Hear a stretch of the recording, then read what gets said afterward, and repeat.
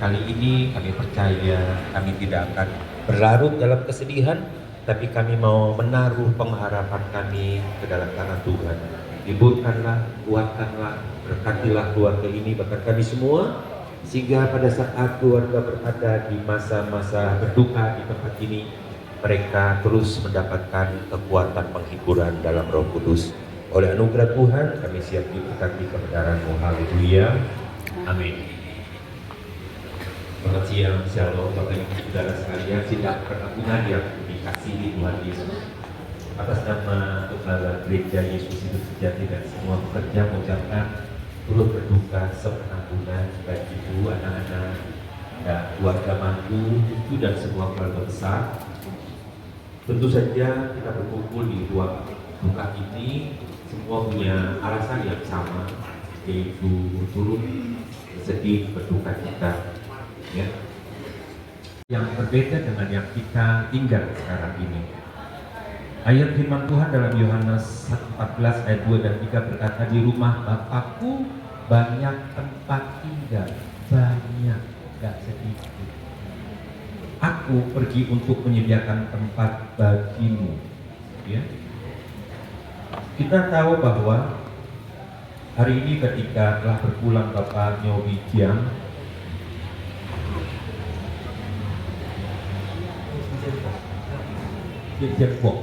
ya, Pak Basuki, ya, Pak Basuki Tanamal, ya. Kita tahu bahwa apa yang dialami oleh Bapak ini adalah sesuatu yang semua orang mengalami. Tapi kita tidak akan bisa bertahan ketika salah seorang pergi meninggalkan kita. Kita semua tahu bahwa di dunia ini sementara. Semua orang tahu. Dan kita tahu bahwa ada yang pergi, ada yang datang. Tapi kita tidak akan pernah bisa menahan ketika seseorang itu pergi. Ya. Dalam tradisi Tiongkok ada bahasa yang sama di dalam Bible kita.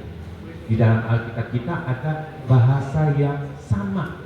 Bahasa yang sangat halus diungkapkan. Yaitu ada bahasa beristirahat di dalam damai. Berarti kita tahu ketika seseorang itu meninggal, dia beristirahat dalam damai. Bahasa ini akan terungkap pada saat kita mengalaminya. Dan kemudian kita menyadarinya, iya, di tengah duka kita, kesedihan, orang tua, papa, suami pasti sedang beristirahat dalam damai. Dan itu baru kita mulai terasa ketika beberapa hari setelah melewati masa duka kita. Tapi pada saat kita menerima berkah yang baru, kita merasakan damai kita hilang. Kita merasakan seperti tersentak, seolah-olah berhenti berputar. Ketika orang tua saya meninggal, seperti itu saya rasakan. Ketika anak saya meninggal, saya merasakan seperti itu berulang-ulang. Padahal sudah punya pengalaman ketika orang tua meninggal. Tapi pengalaman itu muncul kembali ketika anak meninggal. Nah, saudara-saudara, ada satu lagi yang disebut dengan wijaya, pulang ke rumah Bapa. Itu juga sama di Bible. Karena ini kata-kata Yesus, pulang ke rumah, aku pergi untuk menyiapkan tempat tinggal, rumah bagimu. Dan di dunia kita tahu bahwa rumah adalah kebutuhan yang paling utama dalam sebuah keluarga. Ada satu istilah lagi yang dikatakan telah menyelesaikan perjalanan hidup. Di Bible kita juga menuliskan itu. Aku telah mengakhiri pertandingan dengan baik dan aku telah memelihara iman. Sehingga sebuah istilah dikatakan Shoman Glenisem Hilu, mengakhiri, menyelesaikan dengan baik. Nah, buat mereka yang pergi, ini semua dialami, tapi kita belum merasakan. Makanya kita sedih. Selalu teringat.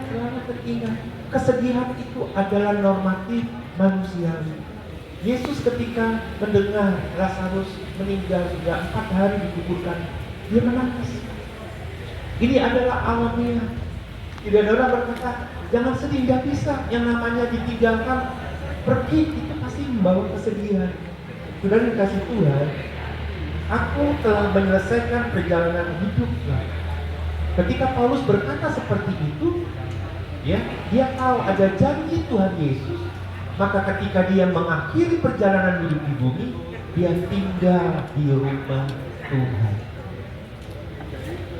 Ada satu rumah kontrakan, rumah sewa yang dituliskan begini, wow, siap, rumah saya itu. Sekalipun dia ngontrak, dia merasa karena dia membayar situ, itu jadi rumahku. Di surga itu rumah saudara. Katakan itu rumah saya. Itu rumah saya. Tempat tinggal yang Tuhan buat itu adalah rumah saya. Suatu saat saya pasti pulang ke rumah saya yang dibuat oleh Tuhan. Bagian pertama dari ayat ini berarti menunjukkan bahwa hidup di dunia hanya sementara. Saya membaca literasi dari Tiongkok Tionghoa, ada tulisan yang bagus. Tulisannya begini: kita datang ke dunia ini seperti tamu. Berarti hanya mau mampir tamu, terus kita ini tinggal sementara. Balik ini ketiga dikatakan, lalu suatu hari kita pulang.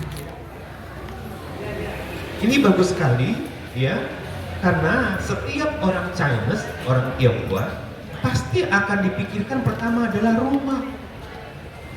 Gak mungkin enggak. Rumah. Ada rumah sekarang, ada rumah leluhur. Terus juga yang dipikirkan adalah tempat untuk kembali pulang. Dan yang terakhir yang dipikirkan adalah kehidupan setelah di dunia. Itu sebabnya ada tradisi, ada kepercayaan bagaimana menyediakan rumah, mobil, segala sesuatu dipersiapkan untuk nanti pada poin terakhir kehidupan setelah dunia. Beberapa filosofi tradisi ini menggambarkan bahwa kita di sini itu sementara, akan ada rumah berikutnya, akan ada kehidupan selanjutnya. Ini poin yang kedua. Yang pertama saya bicara soal kita di dunia hanya sementara. Yang kedua, ada satu pribadi yaitu Yesus yang sudah menyiapkan rumah kita. Jika ada orang tua, Bapak Basuki Tanamal menyiapkan rumah buat keluarganya, Tuhan Yesus juga menyiapkan rumah yang kekal buat anak-anaknya. Yang tujuh katakan amin. Karena dia berkata, aku pergi untuk menyediakan tempat bagimu. Ada rumah di surga. Bahkan lagu gereja lama dulu saya masih kecil sering dinyanyikan begini. Rumahku ada di dalam surga, di tempat suci dan mulia. Beda ya sama rumah di bumi. Kita ke Holy Land pun orang cuma berkata Holy Land, tanah kudus, tapi nggak kudus, di sana perang terus. Bingung, nggak bisa damai mereka yang tinggal di Timur Tengah. Sampai sekarang kita masih dengar peperangan. Ya. Bicara soal rumah di surga, bicara soal tempat tinggal yang kekal selama-lamanya, bicara soal kampung halaman yang sebenarnya. Kemarin mudik orang tanya, Pastor, kemarin kemana liburan? Saya nggak kemana-mana. Kenapa? Saya nggak punya kampung halaman di bumi, tapi kampung halamanku itu di surga. Nanti suatu saat pasti pulang ke surga. Itu poin yang kedua. Ya, kadang-kadang kita berdoa, Cu Yaso Giaping Anlai, Tuhan kasih aku damai, kasih aku kesehatan, kasih aku selamat, kasih aku sejahtera. Bahkan kemarin waktu Imlek, ya, dikatakan sukacita berkat itu datang, datang ke kita, mampir ke kita, nggak berhenti di tahun ini, akan terus menerus. Jadi saudara, rumah yang Yesus buat akan menjadi pengharapan kita. Di sana tidak ada lagi sakit penyakit, di sana tidak ada penderitaan. Kita di sini masih menderita, di sana enggak. Kita di sini masih keluar air mata menangis, di sana enggak. Di sini kita masih sedih, tetapi di sana juga tidak. Itulah rumah yang disiapkan oleh Tuhan Yesus. Poin yang ketiga atau yang terakhir, tutup peti sebentar, kita akan tutup. Kalau ditutup berarti dia sudah pulang ke rumah Bapaknya. Siapa di sini yang percaya engkau sudah punya rumah di surga, bisa angkat tangan? Sudah punya rumah yang kekal, angkat tangan sudah. Kalau engkau punya rumah, engkau pasti ketemu sama Bapak di rumah. Harus satu rumah, nggak boleh beda rumah. Rumah yang dibuat Bapak di dalam Yesus itu satu tapi banyak, besar.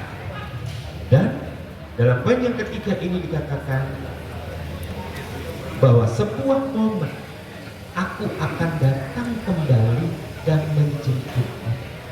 Kemarin saya ada di ruang IGD Rumah Sakit Saiful Anwar RSS, karena mendapat berita satu jemaat yang papanya berusia 82 tahun belum kritis, dan saya harus menemani karena anaknya masih ada di Alangkah, tinggal mamanya sendiri.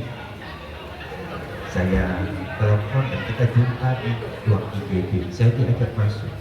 Di situ bangsa beberapa orang sakit. Ada yang masuk karena kecelakaan, ada yang memang sudah kritis. Yang kritis kita bisa tahu dengan cara peralatan jantung, nadi semua lengkap dengan selang yang begitu banyak. Ampul suntikan saya itu mungkin ada 20 yang sudah bercecer di atas tempat tidur. Pompa jantung semua sudah dilakukan. Saya mendampingi ibu ini untuk menemani suaminya sampai nafas terakhir. Saya katakan, ibu tidak sendirian, suami ibu tidak sendirian, karena Tuhan Yesus yang menjemput dia bawa ke surga. Tetap saja, walaupun kita bilang di surga, dia tetap sedih dan menangis. Karena apa? Anaknya dalam perjalanan belum sempat ketemu papanya. Masih di jalan tol dari Purwodadi menuju Brunei. Bapak Ibu, ada saat terakhir kita masih sempat, kita masih bisa ngobrol. Maknya bilang, kemarin aku baru ngobrol. Jadi meninggalnya kapan, waktu bawa ke sini masih hidup, masih mak. Terus ya jam 5 masuk, jam 7.50 pergi. Kok cepat sekali? Iya mak, karena sekarang Tuhan berkata dia sudah mencapai garis finish dan sekarang saatnya dia istirahat di rumah yang kekal. Mungkin besok akan diletakkan di sebelah. Doakan. Satu hal yang ingin saya sampaikan kepada kita, di menit nafas terakhir pun selalu ada Yesus. Amin. Karena firman Tuhan berkata, aku hidup karena Yesus, aku mati pun juga milik Yesus. Baik hidup dan matiku adalah milik Tuhan Yesus. Amen. Jadi kematian bagi orang percaya adalah pulang ke rumah Bapa yang kekal di surga. Bukan hilang, bukan lenyap, tetapi pulang. Seperti anak yang kembali pulang ke rumah bapaknya. Dan Yesus berkata, aku datang untuk membawa kamu kembali ke tempatku, sebab di mana aku berada, kamu pun berada. Tuhan, terima kasih, biarlah hari ini firman-Mu menguatkan kami. Orang tua kami, saudara kami, sudah bersama dengan Tuhan di surga. Dan biarlah kebaikan Tuhan menyertai memberkati kita. Anakmu, Bapak Basuki Nama, sebentar akan kami lakukan penuangan minyak sebagai tanda penghormatan, sebagai tanda kasih. Ketika seorang wanita menuangkan minyak arwastu kepadamu dan kau berkata, inilah untuk mempersiapkan kematianku, selalu akan diingat di benak bahwa wangi-wangian adalah sebuah tanda penghormatan untuk orang-orang yang kita kasihi.